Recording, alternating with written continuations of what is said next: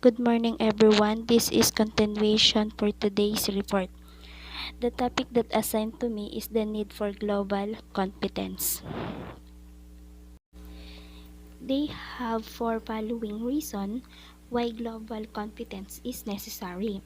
First is to live harmoniously in multicultural communities. Education for global competence can promote cultural awareness and purposeful interaction in increasingly diverse society.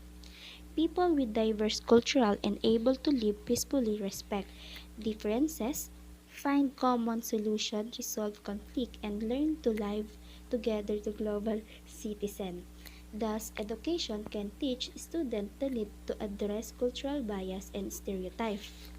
Um, this and also to help eliminate negative stereotype and personal bias about different groups. In addition, cultural diversity helps to be recognized and respected, and in interacting with others, we can build bridge to trust, respect, and understanding across culture.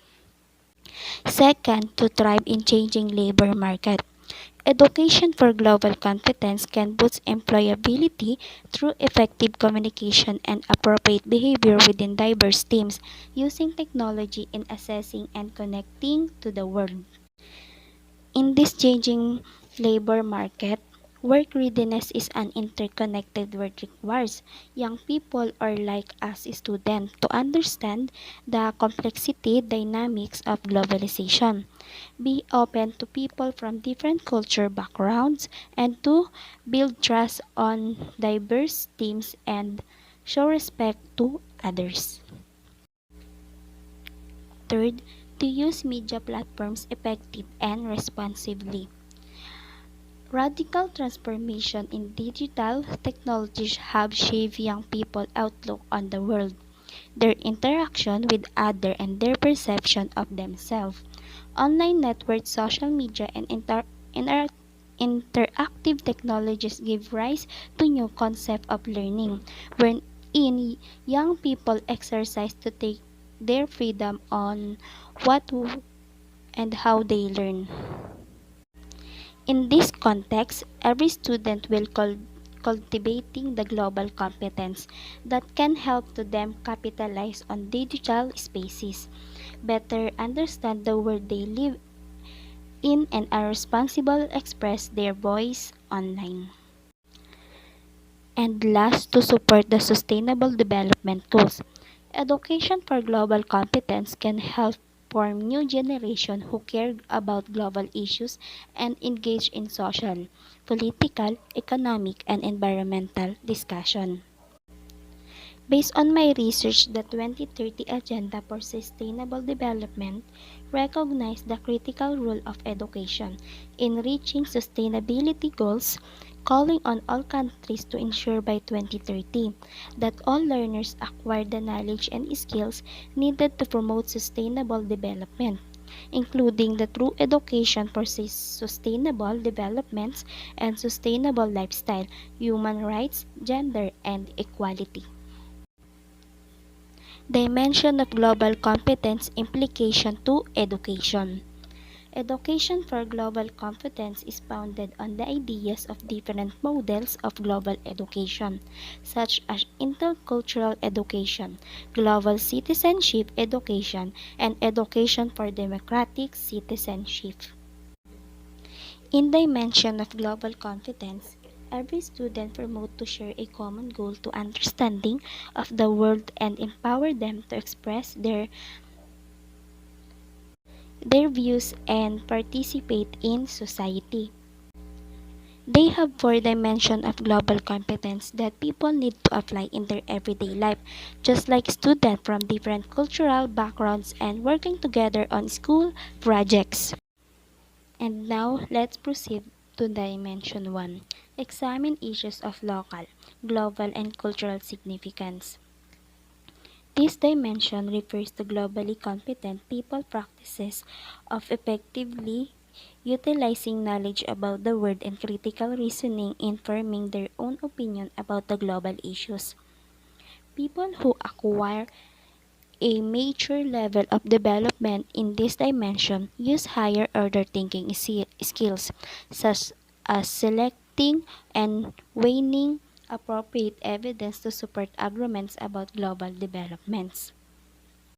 Um, in this dimension, development also requires media literacy, defend as the ability to access, analyze, and critically evaluate media message, as well as to create new media content.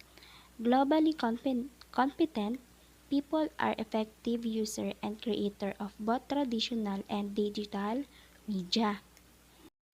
Dimension 2. Understand and appreciate the perspective and worldview of others.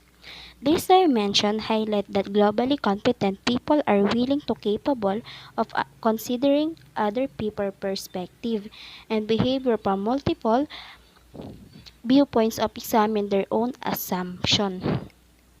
They retain their cultural identity while becoming aware of cultural values and beliefs of people around them. In this dimension, this is turn implies to profound respect for and interest in who and others in their concept of reality and their emotion.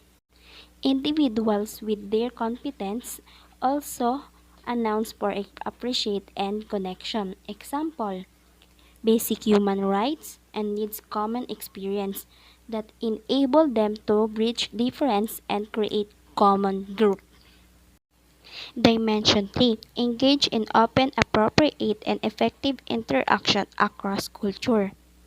This dimension describes what globally competent individuals can do when they interact with people from different cultures.